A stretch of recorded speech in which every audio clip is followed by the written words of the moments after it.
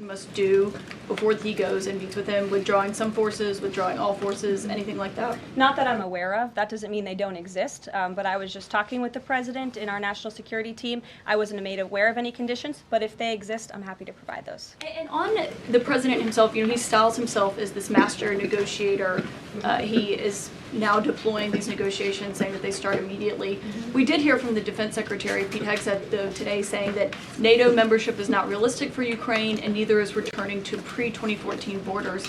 Aren't they giving away bargaining chips before these negotiations have even started? Again, I haven't talked to the president about Ukraine's NATO membership, and he appointed several individuals to negotiate on his behalf. He's directly involved in these negotiations as well, and I'm sure if you ask him that question in the near future, when you're able to, he'll give you an answer. I just don't want to get ahead of him on it. And final thing for you, which White House official made the decision to bar the AP reporter from the Oval Office and the diplomatic reception room last night? Well, first of all, let me just set the record straight.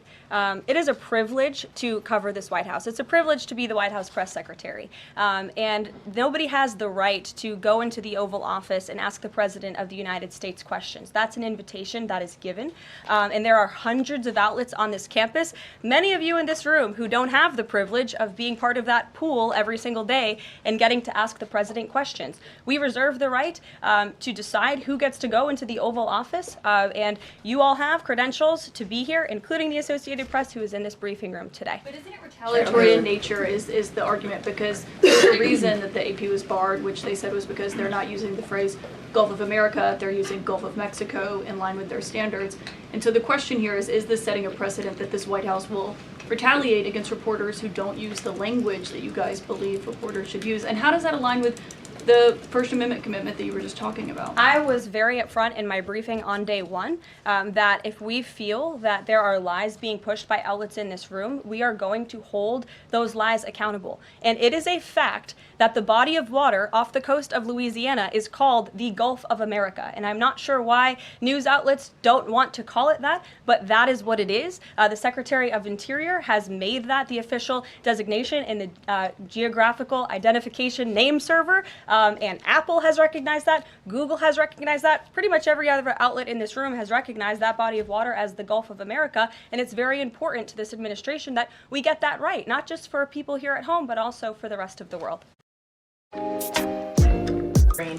timing of that is hard to ignore. Was Ukraine discussed as part of this prisoner swap? I was not involved in those discussions, so I can't comment on whether that came up or not.